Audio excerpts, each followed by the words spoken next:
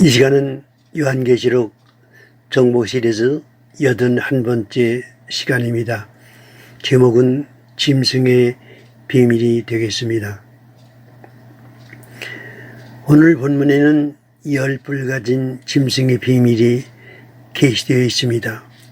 음료와 짐승은 비밀을 가지고 있습니다. 음료나 짐승이란 그 표현부터가 다분히 비유적이며 상징적이기 때문입니다.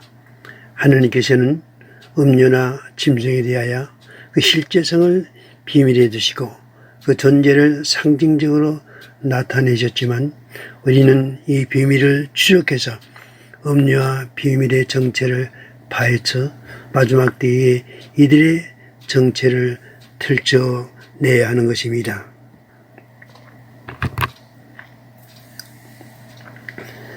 천사는 요한에게 7머리와 10뿔 가진 짐승의 비밀을 여기서 계시해 주고 있습니다.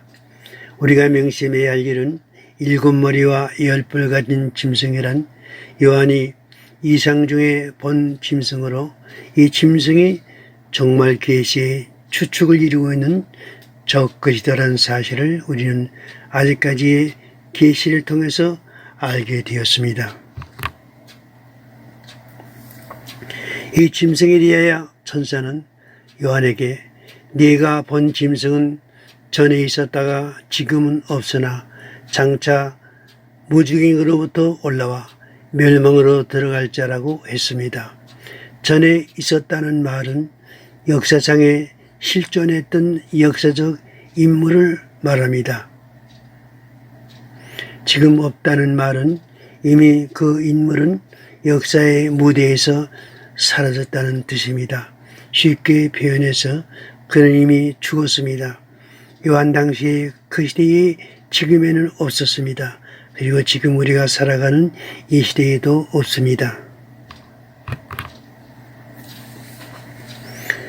그런데 전에 있었지만 지금은 없는 이 자가 장차에는 무지개로부터 올라온다고 했습니다. 이 자가 무지개로부터 올라올 때에 그가 바로 인류의 종말에 등장할 짐승 곧 적그리스도로 나타나는 것입니다. 무지개로부터 올라온다는 말은 전에 있었다는 짐승이 살아서 다시 세상에 나타난다는 의미가 아닙니다. 종말에 등장할 짐승이 무지개에 속해 있는 자란 뜻입니다.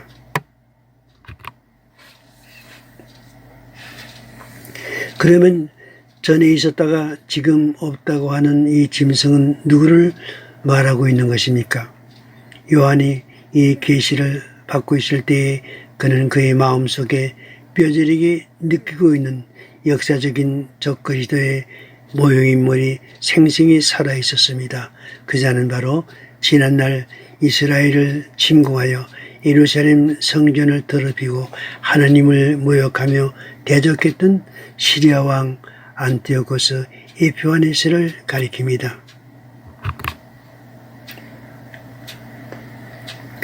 이 자는 예루살렘 성전을 우상으로 더럽히고 제사를 금지하며 하나님을 대적했던 자로 수많은 유대인을 학살한 인물입니다. 하나님께서는 이 자를 종말에 등장할 적그리스도의 표본 인물로 이미 예정하시고 그 자의 등장과 적그리스도로서의 기자의 활동상을 이미 다니엘을 통해서 계시해 주셨습니다. 세상 종말에 등장할 적그리스도는 전에 있었던 자 예루살렘의 작은 뿔로 나타났던 안티오코스 에피파네스처럼 예루살렘 성전을 우상으로 더럽힐 자이며 하나님을 대적하여 제사를 금지시키며 종교적으로 이스라엘 백성들을 핍박할 자입니다. 이 자가 장차 다시 인류의 역사의 무대 위에 나타난다고 하신 것입니다.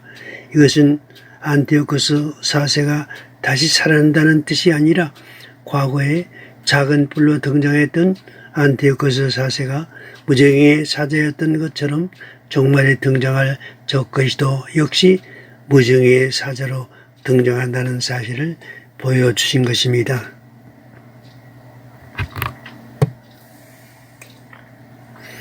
천사는 구드리아에서 요한에게 종말에 등장할 적그리스도의 비밀에 대하여 역사적인 배경을 계시해 주고 있습니다. 이 짐승을 7머리와 10뿔 가진 짐승으로 등장시키고 있는데 이 같은 짐승의 모습은 특별한 의미가 주어져 있습니다. 7머리는 여자가 앉은 7산이라고 했습니다. 그리고 7산에 대하여 7산은 7왕이라고 했습니다. 5은 망하였고 하나는 있고 다른 이는 아직 이르지 아니하였으나 이름은 반드시 잠깐 동안 계속하리라고 했습니다. 망한 5나라에 대해 애굽, 아수르, 바벨론, 메디베사, 힐라 등으로 해석하고 있습니다. 그리고 하나는 있고 라고 한 나라는 요한 당시 존재했던 로마를 가리킵니다. 다른 이는 아직 이르지 아니했다고 했습니다. 다른 이란 7째 나라로 등장하는 7번째 산을 말합니다. 이자가 등장하면 반드시 잠깐 동안 계속하리라고 말씀해 주고 있습니다. 계속되리란 말씀은 이자가 누릴 왕으로서의 권세를 말합니다. 적그리스도의 등장은 잠깐 동안입니다. 계시록 13장 5절에서 이르기를 또 짐승이 큰 말과 참남된 말하는 입을 받고 또 42달 일할 권세를 받으리니 라고 했습니다.